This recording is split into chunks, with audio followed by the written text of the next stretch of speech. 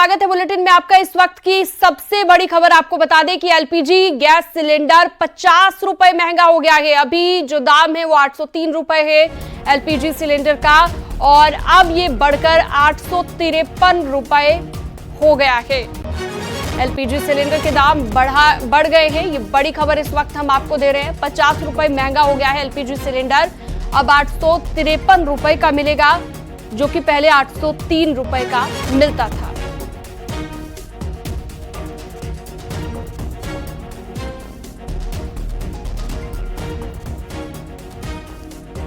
BJP के firebrand नेता संगीत सोम ने एक बार फिर से विवादित बयान दिया है। वक्फ कानून और औरंगजेब विवाद को लेकर समाजवादी पार्टी पर निशाना साधा है।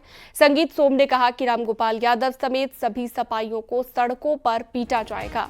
समाजवादी पार्टी के अंदर औरंगजेब की आत्मा घुस गई है।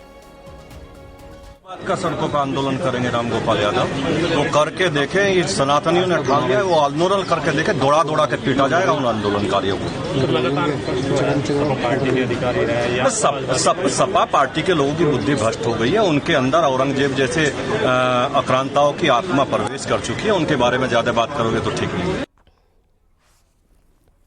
वक्फ बिल अब कानून बन चुका है, लेकिन सियासी बयानबाजी लगातार जारी है। यूपी सरकार में मंत्री सुरेश खन्ना ने जहां विपक्ष को घेरा, शिया धर्मगुरु कल्बे जव्वाद ने इस पर सवाल उठाए। अखिलेश यादव ने भी संविधान को खतरे में बताया है। इसी को लेकर एक रिपोर्ट आपको दिखाते हैं।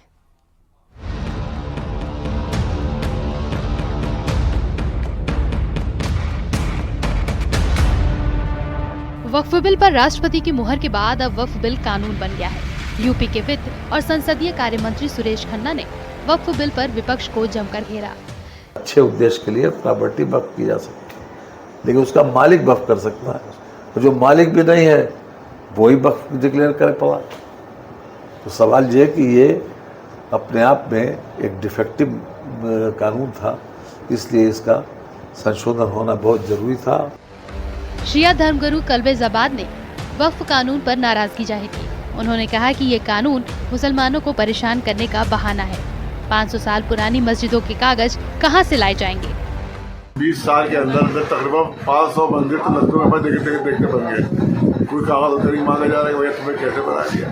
और हमारी 500 साल पुरानी मस्जिदों के कागज मांगे जा रहे हैं। फिर 500 साल पुरानी मस्जिद के कागज कहाँ मिल जाएगा आज? उत्तराखंड वक्फ बोर्ड के अध्यक्ष शादाब शम्स ने कहा कि अगर विरोध करना है तो गोल टोपी के बजाय अपनी पार्टी की टोपी लगाकर विरोध करें। इस्लामिक टोपी का इस्तेमाल क्यों हो रहा है? जो लगातार विरोध कर रहे हैं, ये अपने झंडे पे विरोध क्यों नहीं कर रहे हैं? ये क्यों घबरा रहे हैं अपना पॉलिटिकल सिंबल दिखाने से? भाई लाल टोपी वाले लाल टोपी पहन के विरोध करें, अपने कार्यकर्ताओं को लेके आए कि लो हमने लाल टोपी पहनी है, हम सपाई हैं। जो आरजेडी वाले हैं वो अपनी टोपी पहन के आए, अपनी टोपी पे पहन के विरोध करें।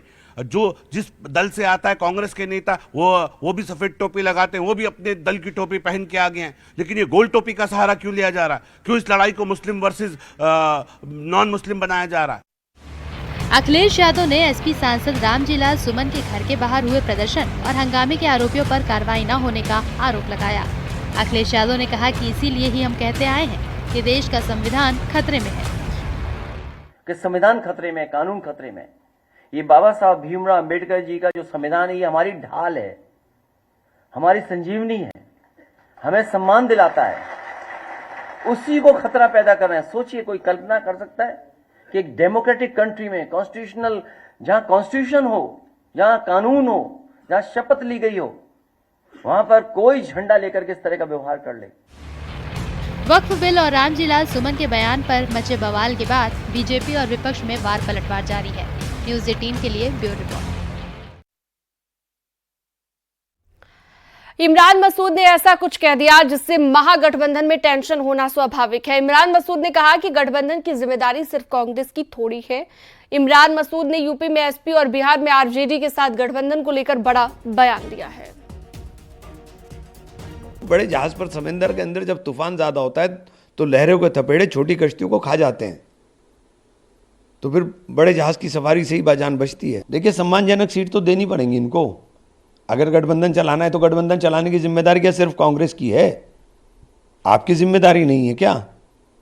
कांग्रेस एक बात की गारंटी है देश के अंदर कि कभी भाजपा के सामने कंप्रोमाइज नहीं करेगी।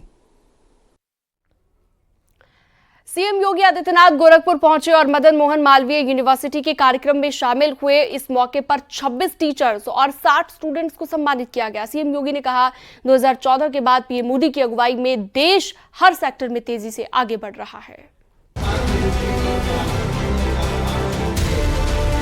सीएम योगी गोरखपुर मदन मोहन मालवीय यूनिवर्सिटी के कार्यक्रम में पहुंचे। यहां सीएम योगी ने 26 शिक्षक और 60 छात्रों को सम्मानित किया। इस मौके पर उन्होंने बताया कि भारत की अर्थव्यवस्था अब तेजी के साथ आगे बढ़ रही है। आज दुनिया के सामने भारत अपने आप को साबित कर रहा है, हर भारतीय अपने आप को साबित कर रहा है।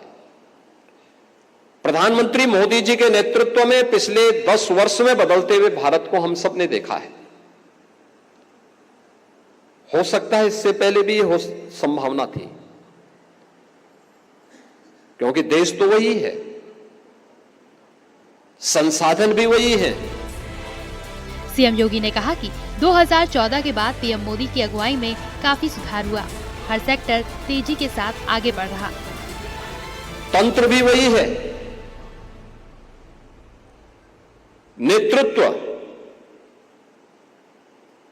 बदला और उस नेतृत्व ने अपने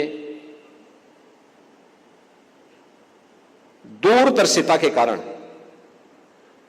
आज भारत को दुनिया के सामने उन ऊंचाइयों तक पहुंचाने का काम किया है जहां पर जाने के लिए पूरी दुनिया उतावली दिखती है। बता दें कि मुख्यमंत्री ने आज 4 नई सीएनजी बसों को हरी झंडी दिखाकर रवाना किया।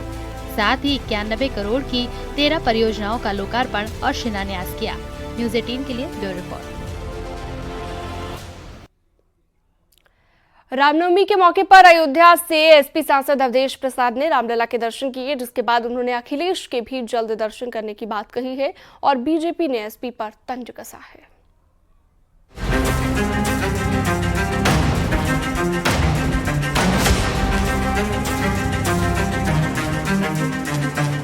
राम जन्मोत्सव के मौके पर अयोध्या के एसपी सांसद अवधेश प्रसाद ने भी कल रामलला के दर्शन किए।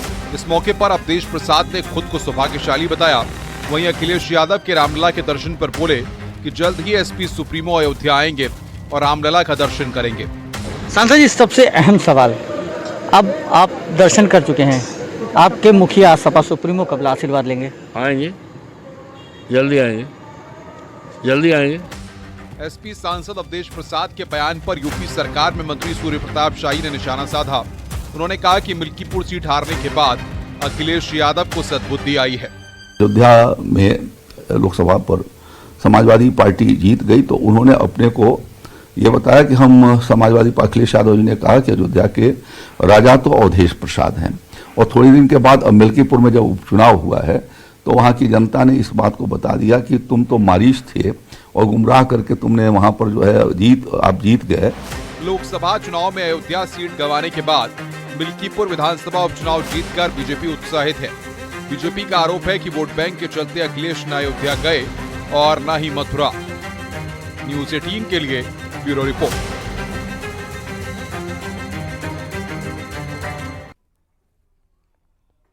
आगे बढ़ते हैं, आपको बताते हैं एसपी नेता विनय शंकर तिवारी के ठिकानों पर ईडी की छापेमारी लगातार जारी है।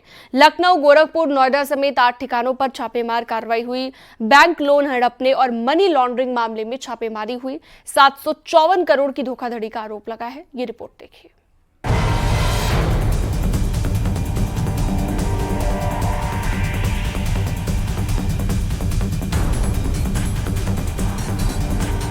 गंगोत्री इंटरप्राइजेस से जुड़े करोड़ों रुपए के बैंक लोन घोटाले की जांच में ईडी की कार्रवाई तेज हो गई है। ईडी की एक टीम पूर्व मंत्री हरिशंकर तिवारी के घर पहुंची, जहां पूछताछ और दस्तावेजों की जांच जारी है। चिल्लूपार से विधायक रह चुके पूर्व मंत्री के बेटे और एसपी नेता विनय शंकर तिवारी से पूछताछ हो रही है। लखनऊ, गोरखपुर, महाराजगंज, नोएडा, मुंबई के ठिकानों पर छापेमारी हुई। बैंक लोन हड़पने और मनी लॉन्ड्रिंग मामले में छापेमारी हुई। 754 करोड़ की धोखाधड़ी का आरोप है। पूर्व विधायक विनय शंकर तिवारी और उनके परिवार की कंपनी गंगोत्री इंटरप्राइजेस से मामला जुड़ा हुआ है। महाराजगंज में ईडी की ताबड़तोड़ छापेमारी हुई, जिसमें हरिशंकर तिवारी के रिश्तेदार के घर छापेमारी की गई। जिला पंचायत सदस्य दीपक पांडे के घर छापेमारी की गई। 6 अधिकारी जांच पड़ताल में जुटे हैं। गोरखपुर में भी पूर्व विधायक विनय शंकर तिवारी के घर रेड चल रही है।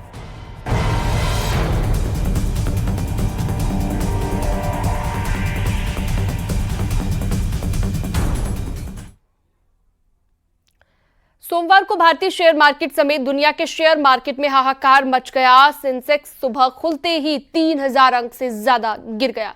वहीं निफ्टी में भी बड़ी गिरावट आई। मार्केट में ये गिरावट अमेरिकी राष्ट्रपति डोनाल्ड ट्रंप के टैरिफ बढ़ाए जाने के कारण बताई जा रही है।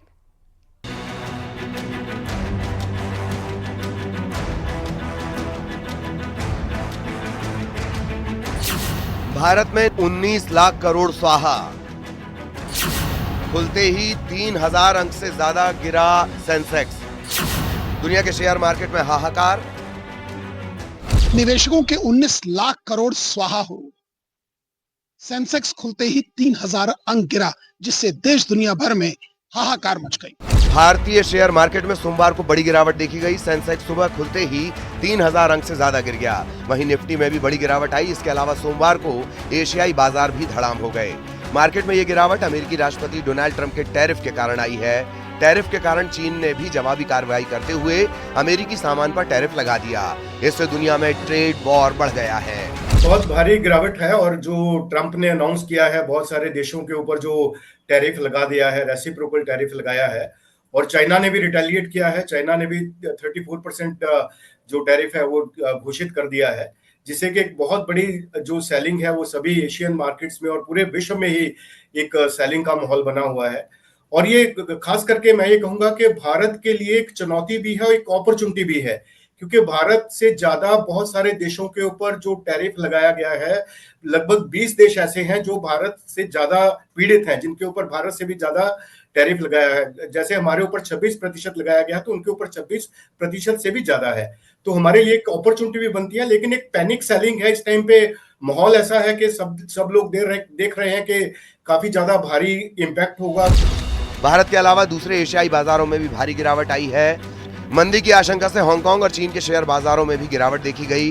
हांगकांग का हैंग सेंग बाजार खुलते ही 10% से अधिक लुढ़क गया, जो 2008 के आर्थिक संकट के बाद एक दिन में आई सबसे बड़ी गिरावट है। चीन के CSI 300 ब्लू चिप इंडेक्स में भी 5% से अधिक की गिरावट आई। चीन की करेंसी युआन भी जनवरी के बाद सबसे निचले स्तर पर आ गई। इससे पहले बीते शुक्रवार को भी शेयर मार्केट गिरावट के साथ बंद हुआ था। शुक्रवार को सेंसेक्स 930 अंक की गिरावट के साथ बंद हुआ। वहीं निफ्टी 345 अंक लुढ़क कर 22,904 पर बंद हुआ था।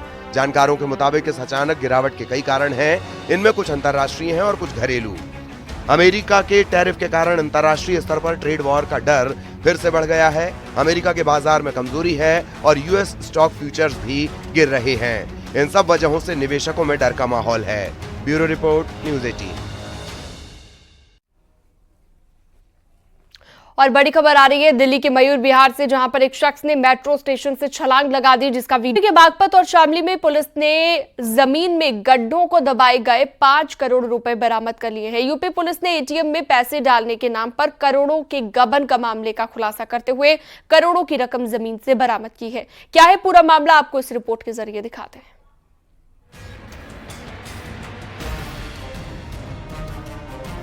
जमीन ने उगले 5 करोड़ रुपए, गड्ढों में दबाकर रखी थी चोरी की रकम। एटीएम से करोड़ों के गबन मामले का खुलासा। बागपत और शामली में पुलिस ने करोड़ों की गबन की गई रकम गड्ढों से बरामद कर सनसनी फैला दी। एटीएम में डालने के नाम पर बैंक से निकाले गए 5.26 करोड़ रुपयों में से 5 करोड़ रुपए पुलिस ने खेत और घर में गड्ढे खोदकर बरामद किए। ये बरामदगी रिमांड पर चल रहे मुख्य आरोपियों रॉकी और गौरव की निशानदेही पर हुई। बागपत की बड़ौद पुलिस ने एटीएम से 5 करोड़ 26 लाख रुपए की हेराफेरी घटना का खुलासा किया है। पुलिस ने 2 आरोपी और उनके परिजनों को गिरफ्तार करते हुए 4.24 करोड़ रुपए बरामद किए हैं। एटीएम में पैसे फीड करने वाले 2 लोगों ने मिलकर 5 करोड़ 26 लाख रुपए का गबन किया था। एटीएम में पैसे फीड करते समय ये पैसे तो चढ़ा देते थे, लेकिन उनको एटीएम में फीड नहीं करते थे। इसका खुलासा तब हुआ जब सीएमएस कंपनी के एमडी ने इनके खिलाफ शिकायत करते हुए 5 करोड़ 26 लाख रुपए गबन का आरोप लगाया था। बता दें कि 4 फरवरी को बागपत के बड़ौद क्षेत्र में एटीएम में कैश डालने वाली सीएमएस कंपनी के 2 कर्मचारियों ने 5.26 करोड़ रुपए गायब कर दिए। कंपनी की तरफ से 24 एटीएम के करोड़ों रुपए गायब करने वाली कंपनी के ही 2 कर्मचारियों के खिलाफ मुकदमा दर्ज कराया गया। सीएमएस कंपनी के प्रबंधक योगेंद्र सिंह ने एफआईआर दर्ज कराई थी। इसी मामले में पुलिस ने आरोपी गौरव तोमर और रॉकी को रिमांड पर लेकर नकदी की बरामदगी की।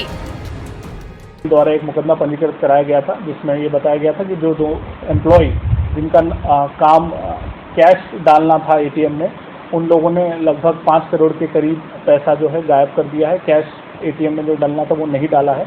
मुकदमा पंजीकृत करके हमारी कई टीमें इसमें लगी हुई थी और अभी कुछ दिन पहले जो दोनों अभियुक्त थे, एक शामली का रहने वाला था और एक बागपत का रहने वाला था, चंडीगढ़ में जाके ये एक आर्म्स एक्ट के केस में सरेंडर हो गए थे। इस पीसीआर के दौरान ही हमारी टीम ने उनसे लगभग 4.5 करोड़ से ऊपर जो कैश इन लोगों ने गायब किया था वो उनसे रिकवर किया है। बड़ौद पुलिस आरोपियों के परिजनों समेत 6 आरोपियों को गिरफ्तार कर जेल भेज चुकी है। 25 मार्च को गौरव और रॉकी को अवैध असलहे के साथ गिरफ्तार किया गया था। इनके साथ चंडीगढ़ पुलिस के इंस्पेक्टर, 2 सिपाही और मनीष नामक युवक को भी आरोपी बनाया गया है। आरोपियों की निशानदेही पर 5 करोड़ रुपए बरामद किए गए हैं। पुलिस अब इस गबन कांड में रॉकी और गौरव के कई रिश्तेदारों को भी आरोपी बनाने की तैयारी कर रही है। Bureau report, news 18। Petrol diesel पर एक्साइज ड्यूटी बढ़ा दी गई है। एक्साइज ड्यूटी में 2 रुपए प्रति लीटर का इजाफा हुआ है, बढ़ोतरी की गई है। एक्साइज ड्यूटी में बढ़ोतरी कल से लागू होगी, यानी कि आज रात 12 बजे से लागू हो जाएगी। हालांकि पेट्रोल डीजल की कीमतों में कोई इजाफा अभी नहीं होने जा रहा है। एक्साइज ड्यूटी में 2 रुपए प्रति लीटर की बढ़ोतरी के बाद केंद्र सरकार ने साफ किया है कि आम जनता पर इस इजाफे का कोई असर नहीं पड़ेगा और पेट्रोल डीजल मौजूदा दरों पर ही मिलता रहेगा। You would have seen a notification from the Ministry of Finance saying that the excise rates are going up by 2 rupees on petrol and diesel.